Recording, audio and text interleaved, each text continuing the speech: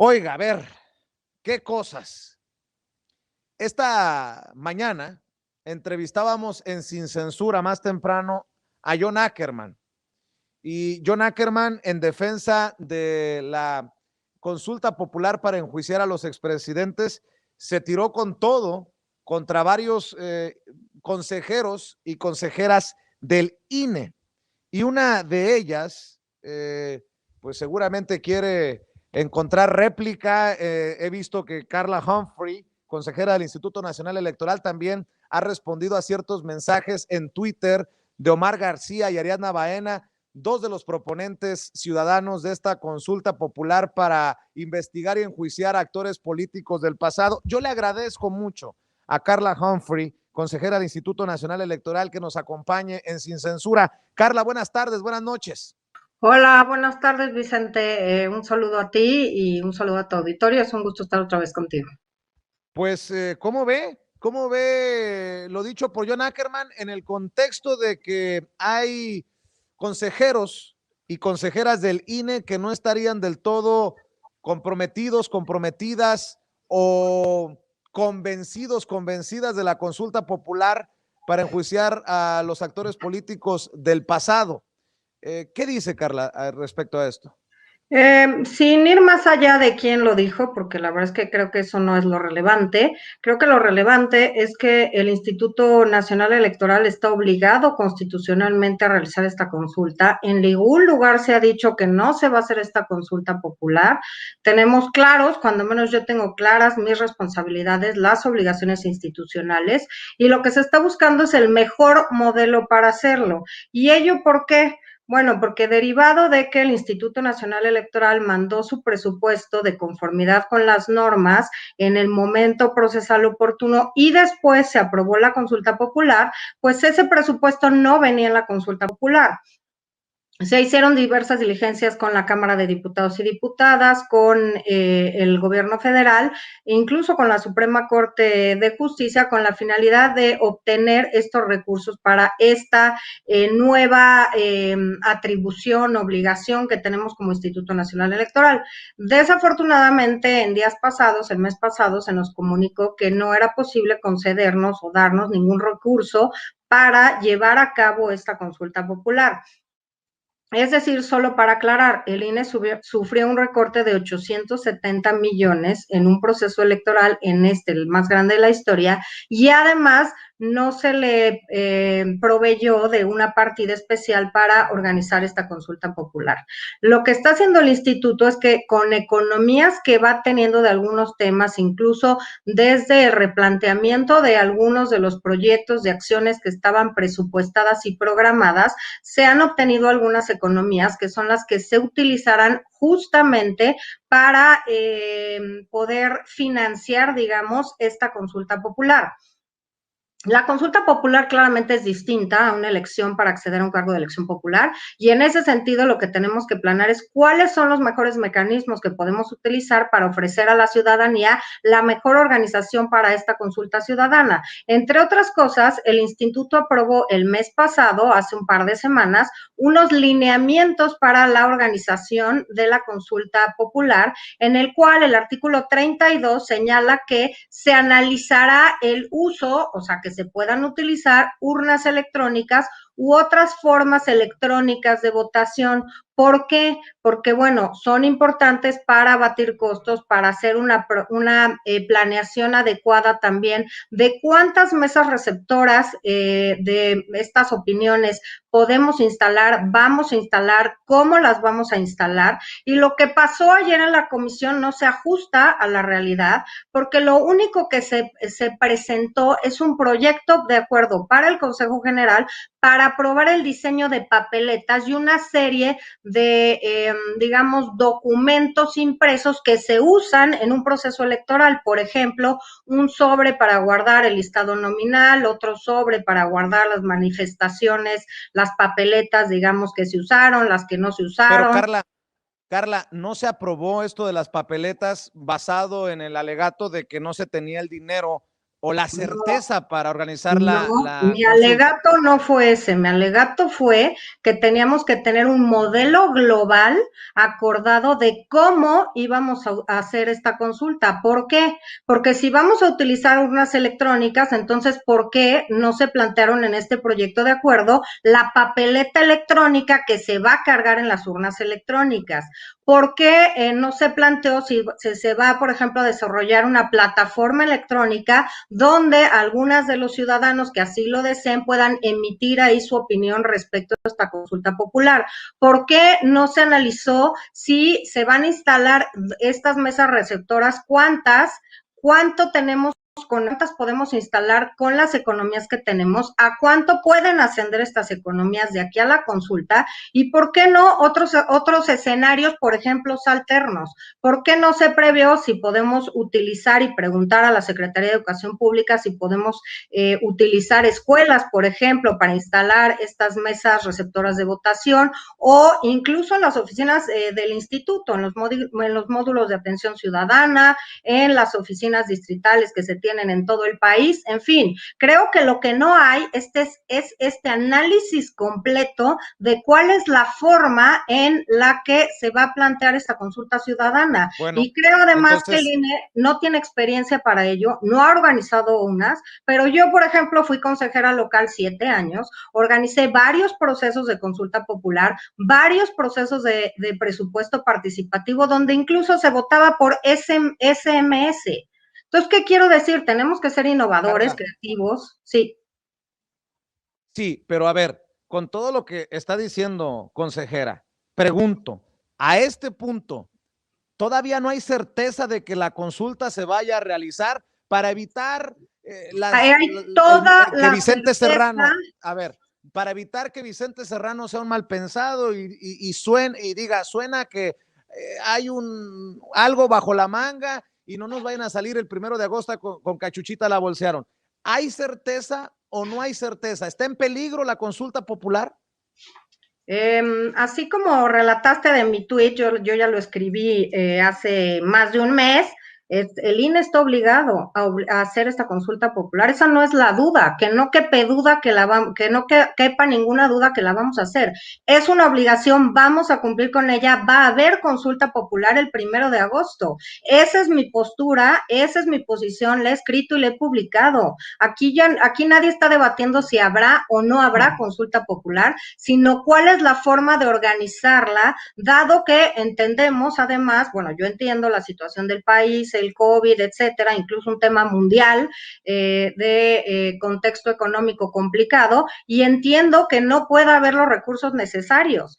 Podría haber a lo mejor la mitad, se plantearon distintos escenarios. Primero se planteó uno en el que se podrían instalar 109,000 mesas receptoras, no obviamente las 163,000 casillas que se prevén instalar para el proceso electoral. Es imposible si no se tienen esos recursos. Se previó también que pudiéramos también extender o que las personas que fueron capacitadas para ser funcionarios de mesa directiva de casilla también pudieran ser de mesas receptoras de opinión. Después se nos pidió un presupuesto acotado, entonces acotamos estas mesas receptoras a 62,000 con la finalidad de bajar el presupuesto, y lo que tenemos que hacer es ver con lo que tenemos cuál es el mejor escenario, el óptimo escenario para hacer esta consulta. Pero vaya, te lo resuelvo rápido.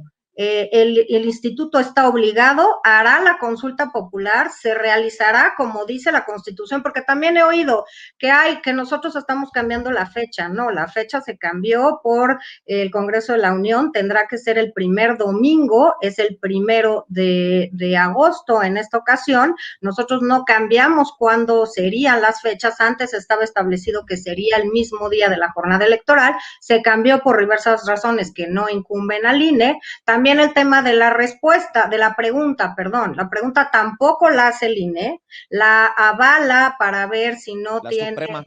Sí, es la Suprema Corte de la Justicia de la Nación. Nosotros no podemos moverle ni una coma, no es nuestra atribución. La pregunta va a ir Carla, tal cual, sí. si se tomaría en cuenta, por ejemplo, lo de los votos electrónicos, ¿cómo se le va a informar a la gente cómo hacer este proceso? o sea, si no tenemos los fondos, como se está mencionando, no terminará siendo pues peligroso para el proceso meterle el tema electrónico sin fondos para promoción y para explicarle a la gente cómo hacer este proceso. A ver, creo que somos 11 consejeras y consejeros, pero yo creo que tiene que ser un modelo híbrido, en el que haya mesas receptoras que se pueda votar con papeleta impresa y que se introduzca en una urna de las que ya tenemos y reutilizaremos, pero creo que también hay condiciones para hacer uso de urna electrónica, es decir, para poder aumentar las mesas receptoras, porque dividen 93 millones de personas en 62,000 o muchas menos mesas receptoras de opinión. Estamos, bueno, ya en proceso de vacunación a nivel nacional, espero que para agosto ya estemos mucho más adelantados, pero pues tampoco quisiéramos que muchas ciudadanas y ciudadanos tuvieran que coincidir en una mesa receptora de votación para justamente emitir una opinión de este tema tan relevante. Por eso yo creo pero si vamos a tener un proceso electoral el 6 de junio, esto en con mucho respeto. 162,000 casillas. No en 62,000, no, o sea, vamos viendo, de ahí ya estás quitando 100,000. Ojo, entonces yo lo que ¿Y de creo quién es que es tendrá, responsabilidad de eso? pues de que nosotros no tenemos los recursos para poder volver a montar Pero ¿de quién 5. es responsabilidad? Porque el pueblo no puede decir, no había dinero, hicieron y se hizo no creo que vaya a ocurrir, pero se hizo un cochinero y bueno, pues siempre pagamos los platos rotos el pueblo que quiere participar, el pueblo, Pues te diría no, que, pues claramente se hizo llegar un presupuesto a la Cámara de Diputados y Diputadas, no se aceptó, se hizo la solicitud ante la Secretaría de Hacienda y Crédito Público, se promovió una acción de inconstitucionalidad que está todavía en la Corte. Hemos buscado obtener estos recursos porque sabemos que es nuestra obligación. Por eso te digo, el tema de ayer no fue nos negamos, eso es falso. Nos negamos a aprobar un modelo único porque incluso en los lineamientos que aprobamos todas y todos los consejeros electorales se prevé en el artículo 32 el análisis de instrumentos electrónicos para recibir la votación. Y voy a ir más allá. Estas urnas electrónicas, varias entidades federativas ya la tienen. Yo cuando llegué de consejera a la Ciudad de México en 2006 ya había urnas electrónicas. Varias entidades federativas tienen urnas electrónicas. También han por ejemplo, en 2012 utilizamos el voto por internet para el voto de las y los chilangos en el extranjero, así que ya estaban muy avanzados esos temas. Recordemos que a nivel federal sí es la primera consulta popular, pero en muchas entidades federativas ya se llevan con toda normalidad las consultas populares. Entonces, yo creería que en ánimo de tener el mayor número de mesas receptoras, que el mayor número de personas puedan acudir el 1 de agosto, emitir su opinión, que no tengan que esperar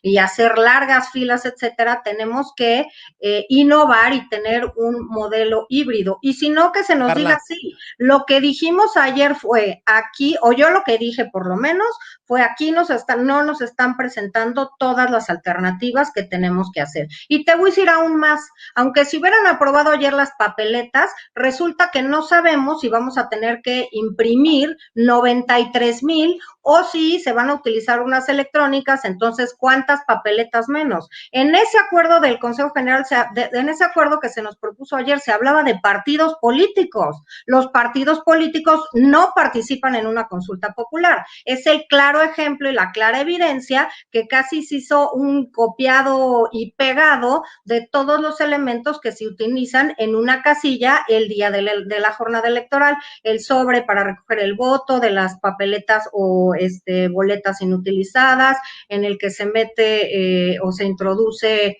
el listado nominal, este póster para anunciar quién ganó o cómo quedó la votación en cada una de las casillas, etcétera, etcétera, etcétera. Consejera, a ver, déjeme preguntarle más claro en el agua. Usted dice que el INE tiene que cumplir con la consulta. Sí, sin duda. Usted dice que está comprometida con la consulta popular. Déjeme preguntarle, abusando de su generosidad, ¿usted puede denunciar aquí, si acaso así lo percibe, una campaña contra la consulta popular de las puertas del INE para adentro? Yo creo que más bien estas filtraciones hacen todo lo contrario, hacen querer pensar que el INE está en contra de la consulta. Y ayer fue clarísimo en esa sesión, acabando esa sesión yo dije, esto es para medios, hasta el entrecomillado de las frases. Afortunadamente hay versiones estenográficas donde todo lo que yo te estoy diciendo lo puedes claramente ver ahí, va a haber actas, yo ya lo había publicado casi un mes antes. Para mí ese no es el tema, la consulta va. Mañana verás otro artículo mío publicado que habla exactamente de lo mismo. Lo que queremos saber es cómo va, cuáles son las condiciones, cómo nos vamos a asegurar. No podemos hacer otra elección con los recursos basados en economías que tenemos. No podemos volver a hacer otra elección como la constitucional del 6 de junio. No podemos volver a instalar 163,000 casillas. Perdón, pero eso con los recursos que hay. Y además esta no es una elección constitucional como tal para acceder a un cargo de elección popular. Es para recabar la opinión ciudadana en un tema, por supuesto, de toda la Pero relevancia.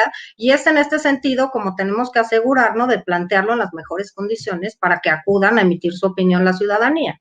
bueno, entonces déjeme preguntarle, ¿no resulta injusto para esa ciudadanía que sí quiere participar, que sí va a salir a votar, que para que sea vinculante, tengo entendido y corrígeme si estoy equivocado, que para que sea vinculante la consulta se tomaría el 40% del total de la lista nominal o de la población que vota y que el INE esté diciendo desde ya que no va a instalar, no le va a dar todas las posibilidades a esa población, a ese universo, para que participe en la consulta? No sé si me explique, pero Sí, pero justamente me estás dando la razón. Si presupuestariamente no nos dieron los recursos y como es nuestra obligación constitucional, nosotros vamos a cumplir con eso, y cómo lo vamos a tener que hacer con las economías que ha generado el instituto, pues entonces tenemos que ver con ese presupuesto, el que sea, cómo podemos organizar de la mejor manera justamente para tener más mesas. Por eso yo te comentaba, ¿por qué en lo que se nos presentó ayer no nos dijeron, oigan, en el país hay 1,000, 2,000, 3,000, 100 urnas electrónicas? A ver, y no son nuevas, se usaron ya en Coahuila y en Hidalgo, se usaban con efectos vinculantes en varias entidades federativas, Jalisco, Coahuila, la Ciudad de México, antes del 2014, y además se van a usar en esta elección también en Coahuila y en Jalisco. Entonces, tampoco no es algo desconocido para toda la ciudadanía. Mandatamos que se hicieran encuestas para ver cómo les había parecido a los funcionarios de mesas directivas, a la ciudadanía. Las respuestas son de arriba del 70-80% de confianza en el funcionamiento, de que se volverían a usar, etcétera, etcétera. Pero lo que yo estoy diciendo es, no nos plantearon cómo podemos instalar más mesas receptoras de votación. Te estoy dando ejemplos. En escuelas, si hablamos con la Secretaría de Hacienda, en oficinas que tiene el INE en todo el país, quizá incluso con personal del propio Instituto Nacional Electoral, si es que el presupuesto y no da eso, y eso para no, cubrir. no se podría hacer en un proceso electoral para ahorrar dinero, entendiendo que el INE es el instituto, el órgano, el organismo más caro, electoralmente hablando, del mundo o de los más caros. ¿Por qué para la consulta popular vamos a pedir apoyo a las escuelas? ¿Y por qué no Dos, se organizan así las elecciones? Dos precisiones. Lo primero es que sí es de los más caros del mundo, pero porque el 40% del presupuesto del INE es para los partidos políticos. Ahí están las prerrogativas de los partidos políticos, no están en ninguna otra partida que apruebe la Cámara de Diputados y Diputadas. Pues que En enfrenten también a la sociedad y el encabronamiento si no se tiene el dinero los partidos políticos, pero Y lo segundo, entendiendo, consejera, que los partidos políticos serían los exhibidos con una consulta popular, pues también seamos realistas. que preguntabas es que así estaba antes en la Constitución, que las consultas se tenían que hacer el día de la jornada electoral.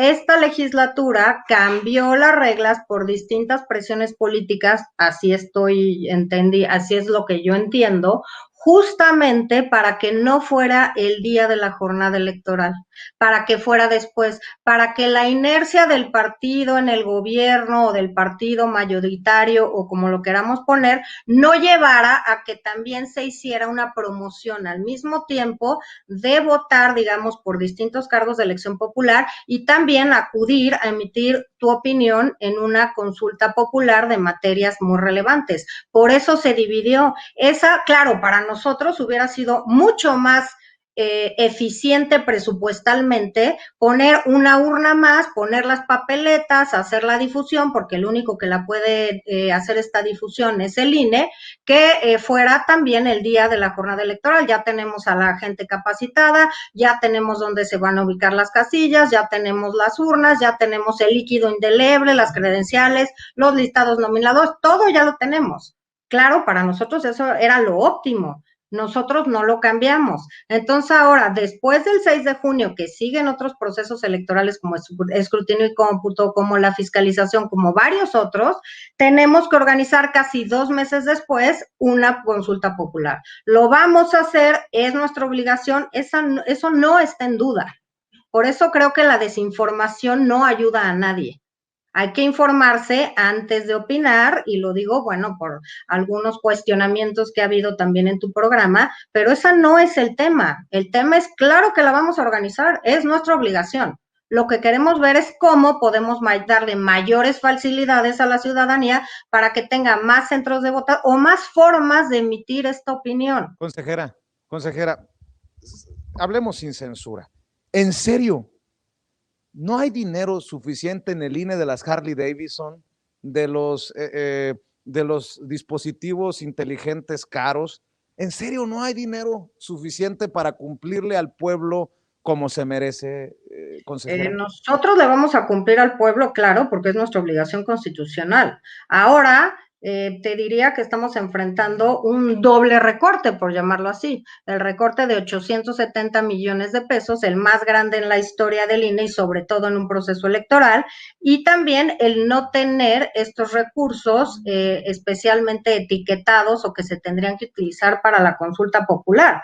Claro que estamos justamente por el ajuste que se hizo por el recorte a presupuesto, pues tuvimos que replantear algunas acciones, algunos escenarios, algunos proyectos, y estamos teniendo economías. Por supuesto que no pensábamos llegar a estas alturas, abril, sin tener cuando menos pues alguna cantidad de recursos adicionales para organizar esta consulta popular, y habíamos previsto nosotros cubrir el resto con economías. Ahora se nos dijo, no hay un peso, pues claramente lo tenemos que hacer con base en nuestras economías. Te decía la vez pasada que creo que están más enfocadas las baterías, porque claramente pues el instituto, pues están ahí los partidos políticos, las representaciones del poder legislativo, tenemos por supuesto órgano interno de control, están los medios de comunicación. O sea, me parece que es claro que si alguien quiere encontrar mayores recursos, pues está adelante, ¿no? Todas las partidas se presentan los presupuestos, los informes del OIC, etcétera,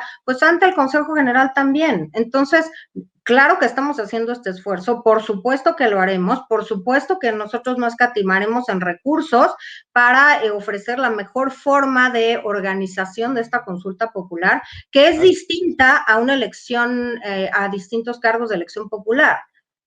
Es distinta.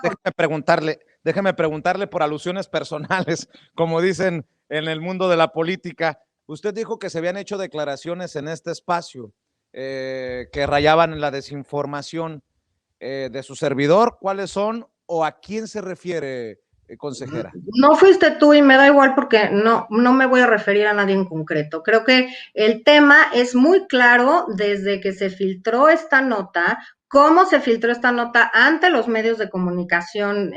No estoy hablando evidentemente del tuyo, por eso yo publiqué un tuit con un artículo en el que ya había hecho referencia a mi posición personal e institucional en este tema, pero claramente yo creo que no sirve de nada estar polarizando, estar mal informando a la gente, estar suponiendo que las cosas están de un modo que no es así. Y te digo, afortunadamente en las comisiones del INE hay partidos políticos, se graban, hay sesiones estenográficas, se transmiten en vivo como tu programa, y hay actas. Entonces me parece que es claro que pues alguien que haya querido o o que filtró con algún interés justamente de provocar justo este tema, pues tenemos las y los consejeros de todas las comisiones y los partidos que estuvieron ahí, porque incluso los partidos hicieron uso de la voz, pues de poder señalar con toda claridad qué dijimos y por qué lo dijimos. Y en este caso yo esperaría que esta comisión de la que formo parte, en la semana que entra, espero que lunes, martes, miércoles, nos tenga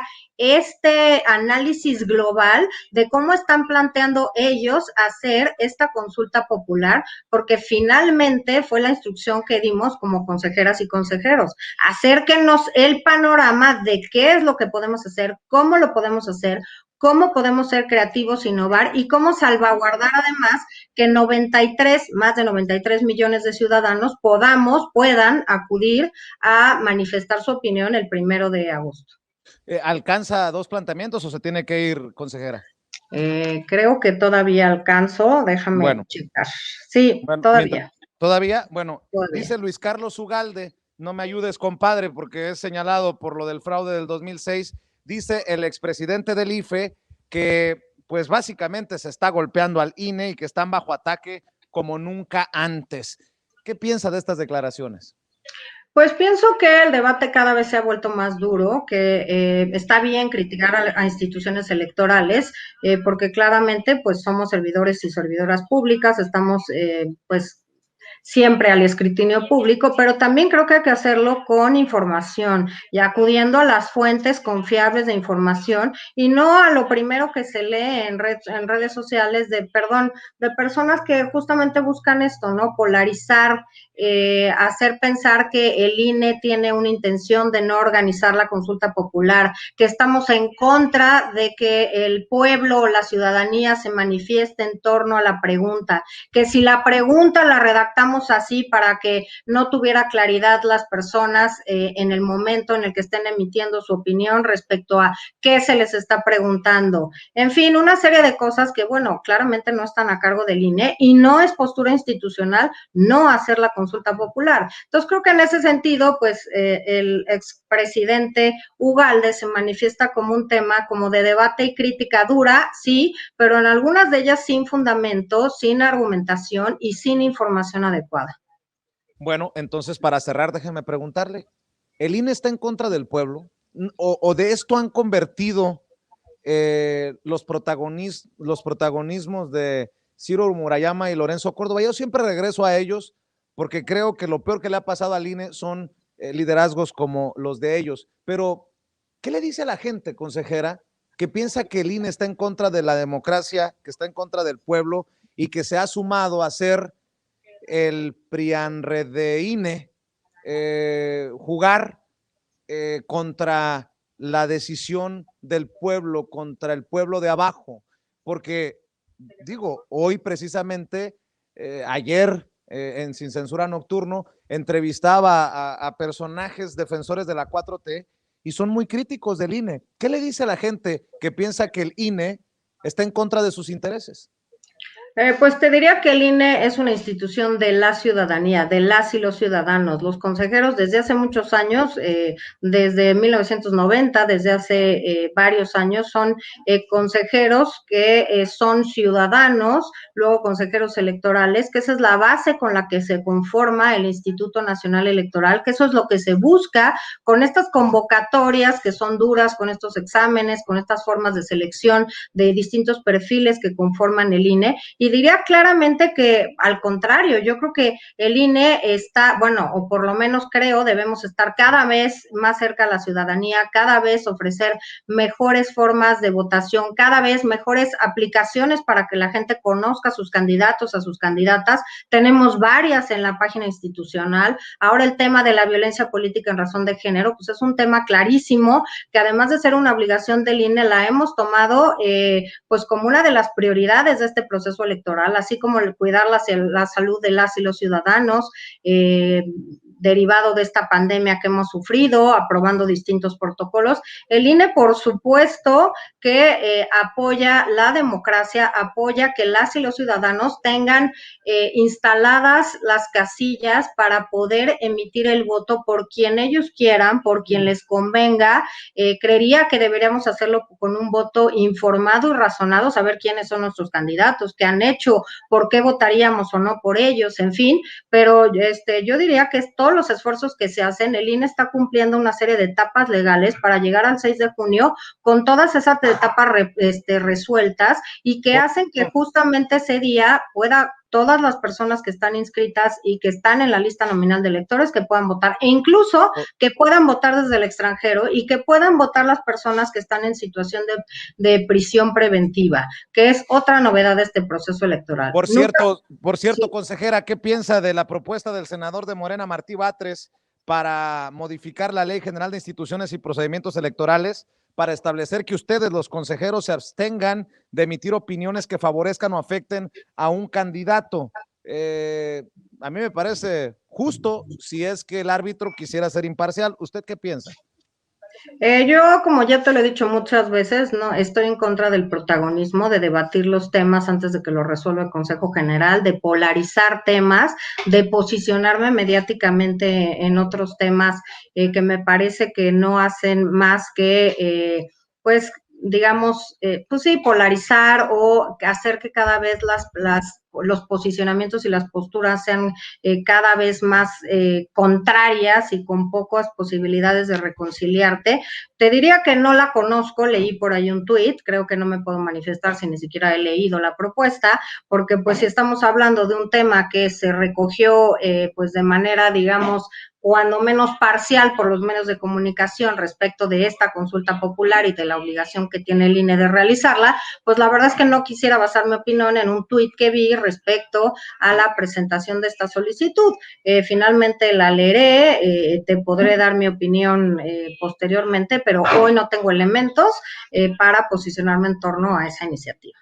Pues estaremos al pendiente de los esfuerzos, entre comillas todavía esfuerzos, para la promoción y la realización de la consulta popular para enjuiciar a los actores políticos del pasado, consejera Carla Humphrey. Como siempre le agradezco la deferencia, el detalle que tiene con Sin Censura para enfrascarse en estos diálogos que espero alimenten un debate más elevado desde esta trinchera independiente.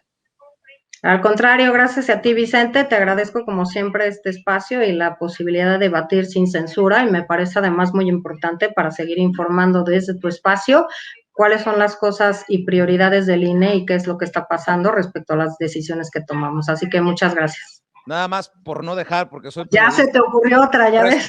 No, respuesta a John Ackerman. Ya, dígalo abiertamente.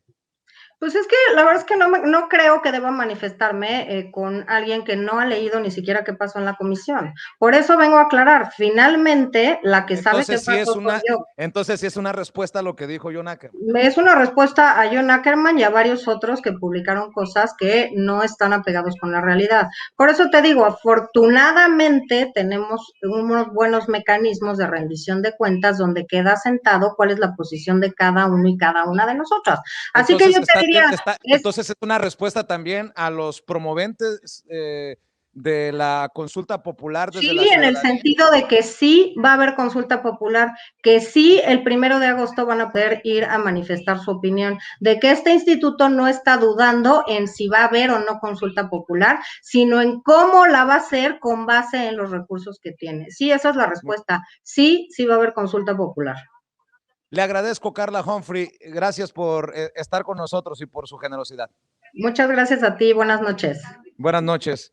Carla Humphrey, consejera del Instituto Nacional Electoral, hablando sin censura de este tema que está candente. Yo he sido abiertamente promotor de esta consulta popular y sí, mi posicionamiento es a que se comprometan, como lo ha dicho Carla Humphrey, a la consulta popular, y si no, que también lleven en el pecado la penitencia, que sería juicio político y obviamente la respuesta de ese pueblo que espera justicia y que que merece ser escuchado. Al final, le digo, esta es solo mi opinión y esa es punto y aparte.